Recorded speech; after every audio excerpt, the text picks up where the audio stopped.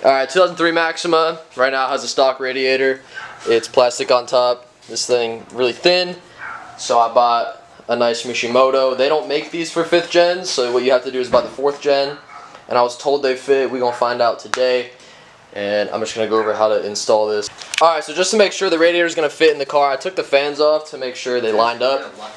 I already said I made sure, but yeah, whatever. 2 top bolts line up just fine. The sides are the same width. They line up pretty perfectly. This side's a little off, but it might just be in the way I lined up the top holes. But on the bottom, the 4th gens use a pin to line up the radiator, and the 5th gens use like a rectangular sort of pin. So what I'm going to do is take the Dremel, and I'm actually going to trim these down to little dowels so that they actually fit in here. Once they slide in there, just put bolts in the top like any other radiator, and then the radiator is actually prepped to go in the car. Alright, so in order to get the shroud on the radiator, they don't thread these holes, so I decided I wanted to use an M6 bolt because it did fit in there, and as you see, I've gotten one to work just fine. Look at that. No issues threading in, right? For the first bolt though, little different. When you get the radiator off, this is what they use. It's like a wood screw style with a 10 mil head. That's what I tried to use on this side. It went pretty far in, almost got to the length I wanted, and then the bolt snapped inside. So trying to get it out now. I don't know if I'm going to be able to secure this right now, which really sucks. Not fun. I need to try and get this out, but my drill bits aren't really working too good right now. This side's fine, but this side is definitely hurting. Alright, so what I did was I took a break from the whole strip bolt situation, and I got the bottom to fit. I don't know how well you can see it here because it's kind of dark now, but those guys, those are rectangles, and on the 4th gen they're circles. What I didn't look into is if you can actually just use 4th gen radiator fans. You probably can. I might look into it after this because I'd rather run those than kind of sketchily use these. Maybe just be repinning connectors. I really have no idea, so I'll figure that out next time I go to the junkyard and hope it actually works out.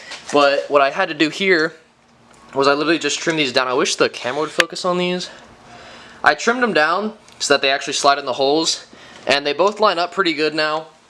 And on the top, it does fit inside of the hole. That side would fit inside the hole, but I stripped it. So I'm going to need to figure something out in order to get that one in. But pretty successful. Now that I know these fit, I'll probably start draining the coolant in the stock radiator. Alright, here's the radiator. I got the fans on it. They're pretty sturdy. Obviously this side has a bolt and this side we don't talk about, but you know, zip ties are a cool thing, so I'm probably going to end up using those. But now it's going to come to actually draining the coolant in this. All it is to drain the coolant in the stock car, and most cars actually, is a Phillips bolt right here. I wouldn't say bolt, it's more like a screw, but make sure your car is cold. Put a Phillips in there. Should be sideways or counterclockwise to loosen it, and then it'll just drain in here. Just have a bucket ready. You shouldn't need this much space, but I'm just trying to be safe. And yeah, we're gonna let it drain right now. That wasn't actually too bad.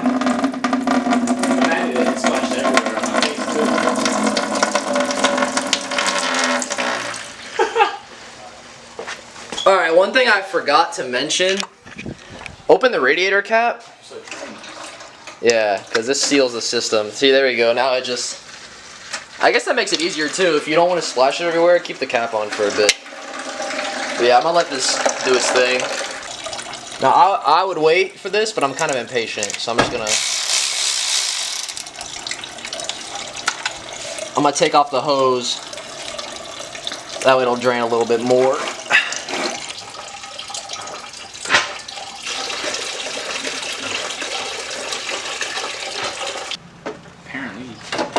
You want to go under and see if you line it up? Yeah. Okay, I think I just lined it up myself. Oh yeah, that's in.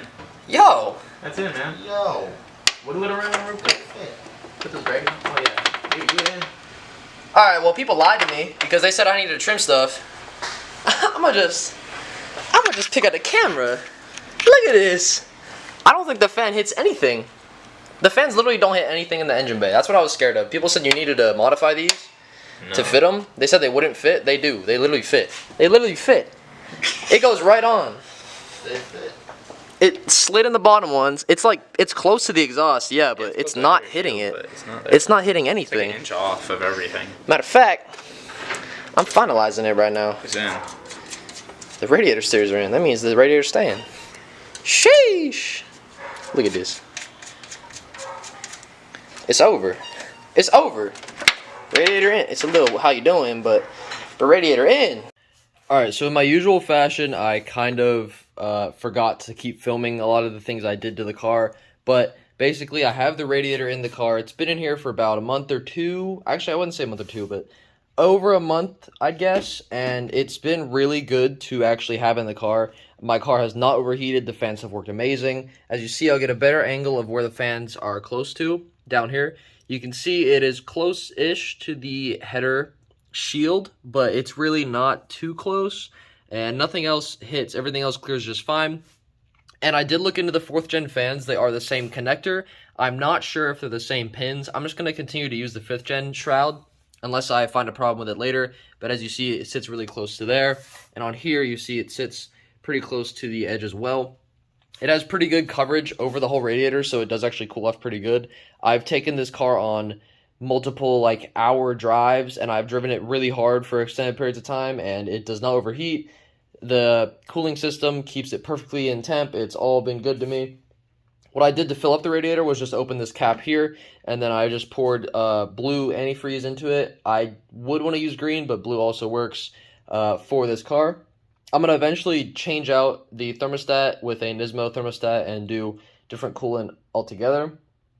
But right now it's working pretty good. Again, like I said, I just had to take off the radiator cap, and I just poured it in there. I kind of let the car run, let it bubble out until it was pretty full, and then I put the cap back on, and then I just I kept a good eye on the coolant overflow.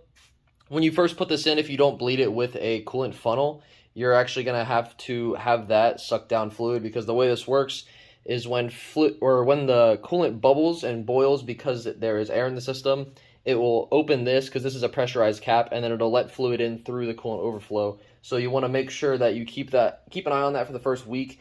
I kept an eye for the first week. It did get pretty low a few times, but then once I filled it up, it's been steady right there. It hasn't moved since. It's been really good.